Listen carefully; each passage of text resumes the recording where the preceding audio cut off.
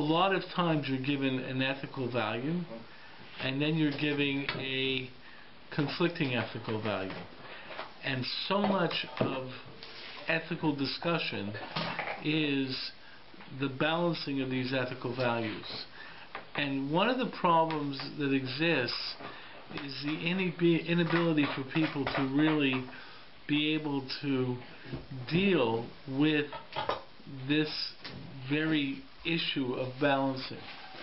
And one of the strengths of the halacha or the halachic system is that it is willing to throw out the fact that there are competing values, and actually tells you, recognize that there are competing values.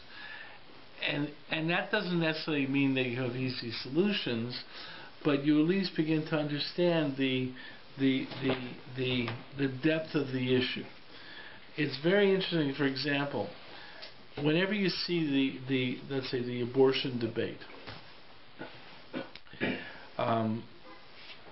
what you usually find is on both sides, you basically see advocates of one side or the other basically only presenting one perspective in a very simplistic way, right? It's either it's the mother's body, or it's a separate life, and so forth and so forth. What you find in the Jewish discussion on abortion is the coexistence of both ideas at the same time, right? There's an aspect that says it is the mother's body, and there's an aspect that says it is a separate life. And the coexistence is you're sort of sitting there saying, how can they both be at the same time? But that seems to be what it is, and that perception of this coexistence of what seems to be conflicting concepts is something you find existing in so many ways throughout Jewish thought. And then what you have is the conclusion that has to be reached, the halacha, because you can't not you have to exist with some kind of practical conclusion. But what you find in Judaism is a remarkable sensitivity to the dilemma. So, for example, you see this in for example, also in terms of the concept of euthanasia, where you see Jewish scholars basically constantly dealing with the fact that you sort of understand why you don't want to see someone in pain, and on the other hand, you understand the value of life. And what you see is like, yeah, it's each value in its own right has value, and it's not something's totally black and something's totally white. It's the fact that, wow, this is really tough, and that's something that exists in many of the real deep arguments in Jewish ethics. And a lot of times it's downplayed because it's very hard for people to live with this kind of complexity. And also, if you want to have a certain conclusion, you basically like to come up with, you know, a simplistic understanding of the value tension that allows you to lean more one way or the other.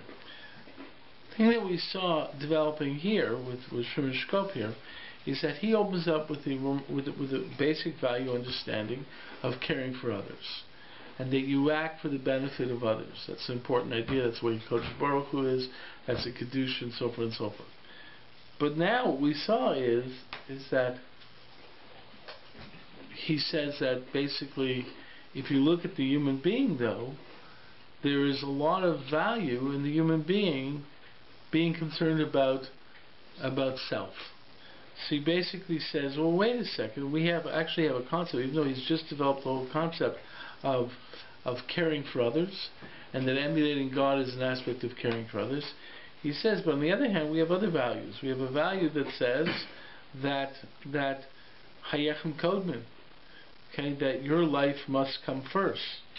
Okay, and this is a statement of Rabbi Akiva, your life must come first. So the point is there has to be self-concern. And he says, not only that, but that's the way God's created you. Because the fact is that in God creating you, He gave every human being a self-concern as very basic in their very psyche. So the last paragraph we saw on page 4, okay, and you can look at the handouts here on page 4. He says, okay,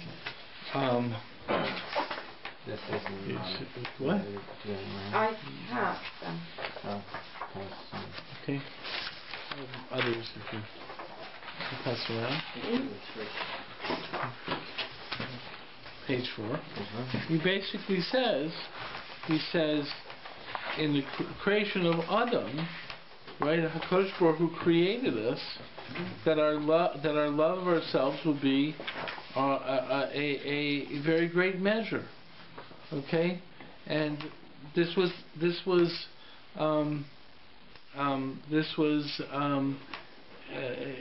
necessary.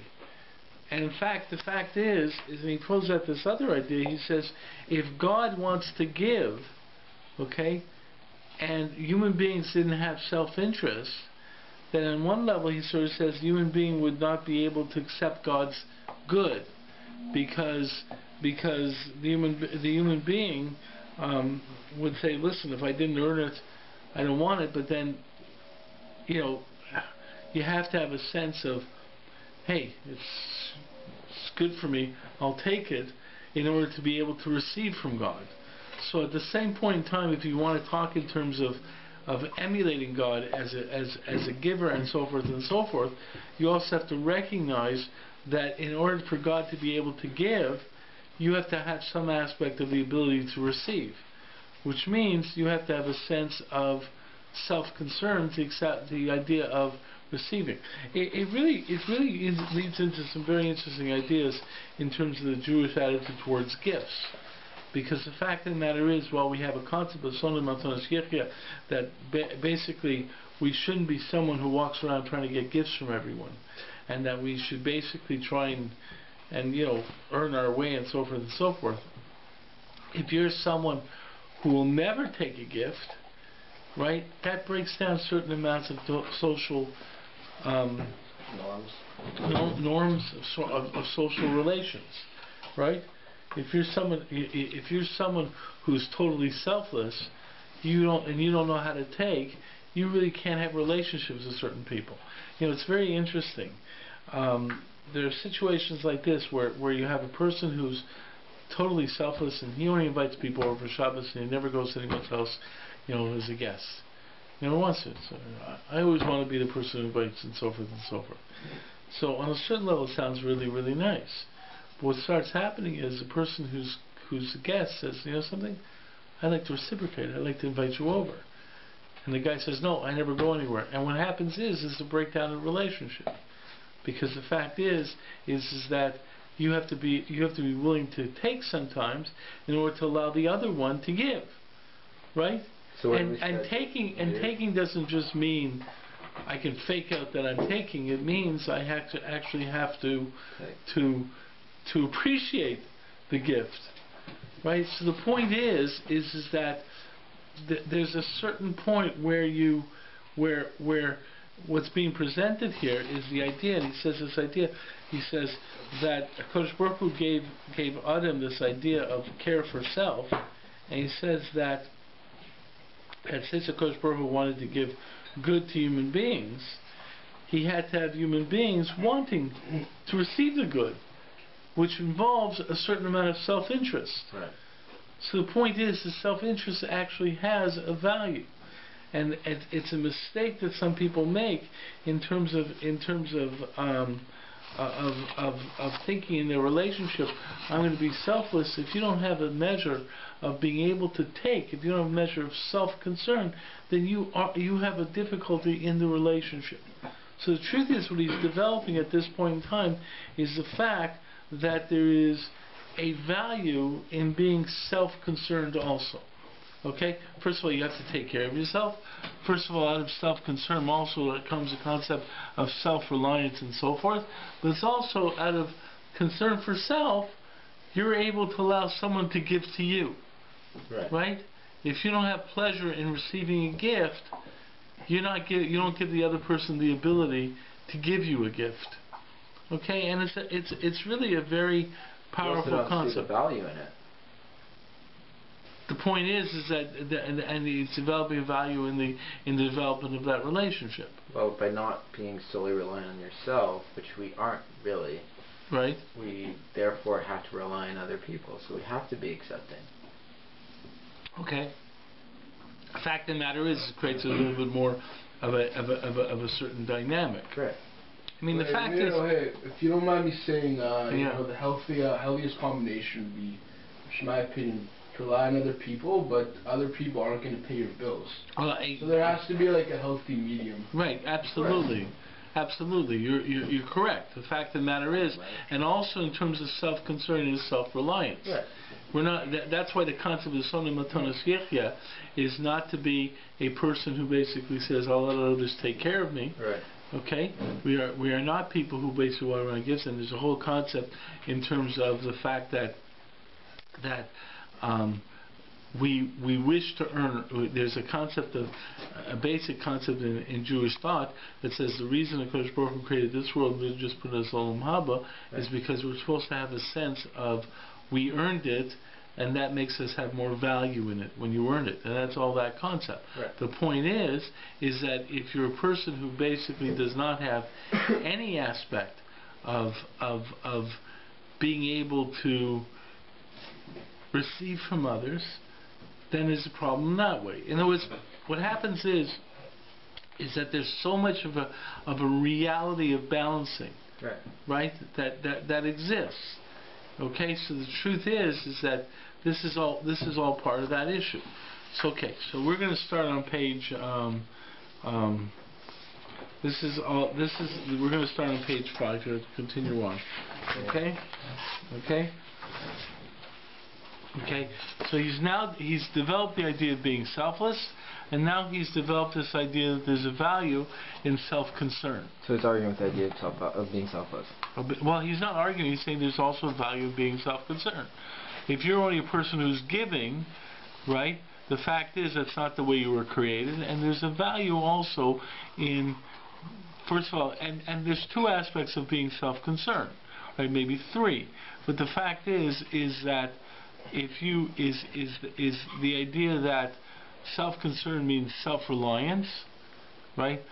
Self-concern means taking care of yourself even ahead of taking care of others, okay? Because you have to take care of yourself, okay? And in certain ways, some people find that difficult. And the third possibility, or the third concept, is the fact of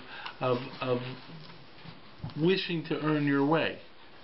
Okay? So it's not just a matter of saying I'm going to be a taker, it's a matter of saying I want to have a certain aspect of self-consideration. Right, Simon was saying it was the balance. Right, absolutely. Okay. The dati. Okay, so we looked at the beginning of the thing. I just want to see what he's talking about here. Okay, and that was the last thing he's developed. See, the last thing he's developed is that the further consideration, the power, he calls it the power of loving oneself, which means the self-concern and loving oneself, which means that you're able to receive, you're able to be concerned with yourself. He says the other aspect of having love of oneself is that this idea that he is willing to have one measure from his own efforts and two measures given to him, because one of the aspects of being of caring for yourself is self-reliance, that you want to have some aspect of earning it. Okay, so the point is, okay, so that's what he says. He says, okay, so he says this idea that this concern, or what he calls this love of oneself, which most people would think, well, that's contrary to the love of others. He's saying there has to be both. He said this is important. Now he's going to say something very powerful. Dati. Milvad kol haros chatam shalom male mehem aragli mida zu shel avas asmo. He says that in many ways, okay, this value of self-love, okay, can lead to a lot of evil, a lot of evil consequences. In many ways, self-love can lead to a lot of evil consequences. Okay, he says, and it's the same way that you have that Hidei Gas when the Soina Osher start Minazulach Shilo Ad Hatom Kamashikasa Penish Wagachashi. He says the fact of the matter is that this concern for self and so forth can lead one to only be concerned about their own wealth and not to be concerned about others. Okay, so he says yes, it's possible this could really lead someone down the path, a negative path. Okay, you go to the okay, but the point is, okay, the fact is, okay, is that but if a person has been benefited with wealth by God, he has true love, he will also recognize that God is involved and God has benefited him. Okay, and therefore he will also be, in a certain way, still have the consciousness of being poor in a positive way. He will recognize that what's his is not really his because it's been somewhat given to him by God.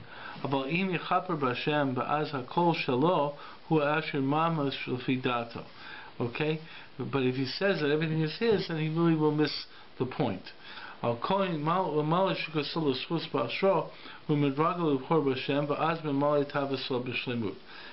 so the point is that if you really think that the wealth is yours, you'll make a mistake and you think you're the only result.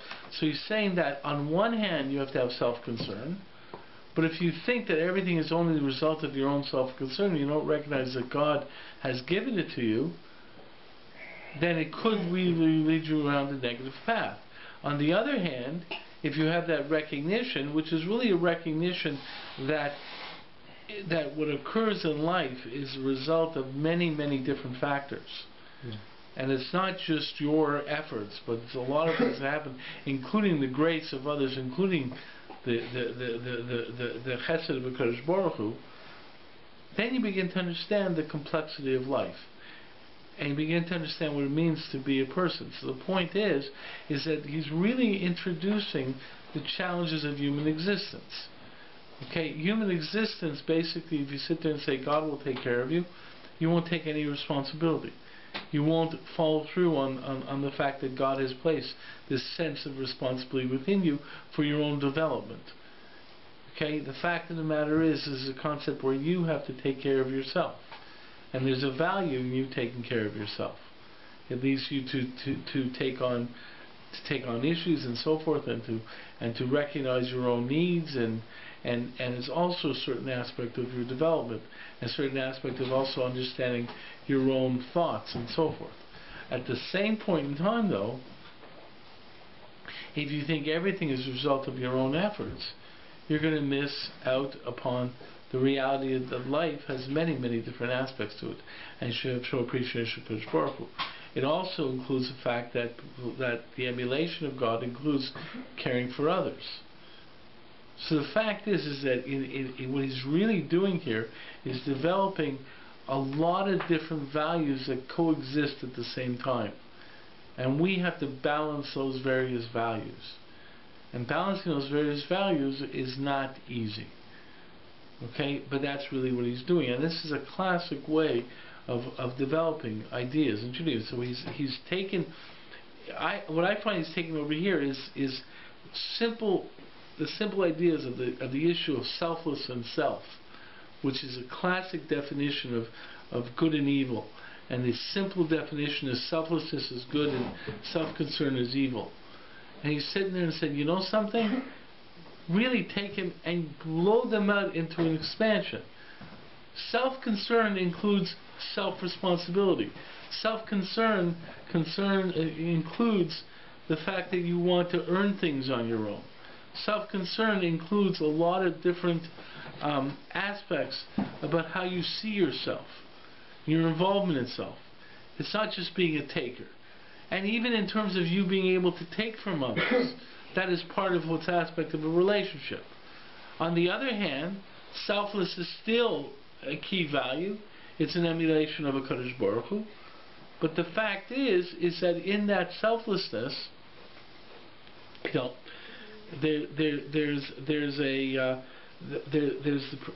the perception of losing sight of your own responsibilities and your own necessity of taking care of yourself. There's an interesting story. It's also an aspect in terms of Kadosh Baruch Hu. There's an interesting story. I forget of who, but there's a famous story of someone was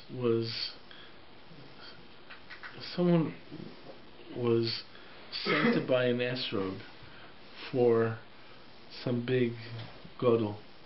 Well, I forget, it might have been a story about the Gra or something like that. But someone went to buy an esrog, and there was only one esrog around, and the person said, "I want to buy this esrog for this rabbi." So the person said, "I'll sell you the esrog, but on one condition: for all the schar that he'll get from doing this mitzvah is credited to me." Okay? All the spiritual reward for doing this mitzvah is to my credit. Right? And the guy didn't know what to do. He said, okay. So he came back with the esrog. He didn't know what he was going to say when he said to the rabbi, but he was going to tell him that all the schar, all the reward you'll get for doing this mitzvah has to be credited to him. That's the cost of the esrog. So he told him this. He said, yes, but this was the cost. And the rabbi got extremely excited. He said he was unbelievably happy. And the person looked at him and said, why? And he says, all my life I wanted to do something just for the sake of a Kadosh Baruch Hu. Right? Everything I do has schar. So it always has a self-serving aspect to it. I wanted to do something simply because I wanted to do something for God. And now you've given me this opportunity because I can do this mitzvah and I don't get any benefit from it. So the truth is, you see, he was saying, I even wanted that aspect of my relationship with God. The truth is that's what relationships are about. Okay? When you read about I've told this many times. There's this whole thing that ahava comes from the word hav. You ever hear this argument? Hav is the word to give. It's actually an Aramaic word, I believe. That's why I have problems with this whole etymology. But there's an etymology that says ahava comes from the word hav, and hav is to give, and that's what love is about. Love is about giving. Okay? The problem is that if you only have a relationship based upon giving, that you only know how to give and you don't know how to receive, you really can't have a relationship. Love is about giving and receiving. Okay? The human being is about self-concerns, because in self-concerns, it's not just the fact that I want to take, it's also the fact that I want responsibilities. Okay? A lot of times people who tend towards selflessness, right, forget the aspect of responsibilities. So these are all balances of what he's developing over here. So the point is he's really developing this kind of complexity. Okay, so he's gotten to a point that even though self-love can lead you to can lead to averas and could be the negative path, the point of the matter is that if you recognize that self-love exists within the concept of caring for others, if you recognize that your own efforts are for your own efforts and they're not, and the fact is you still need God's assistance, then the self-love should be able to be balanced to protect you from the negative consequences of that.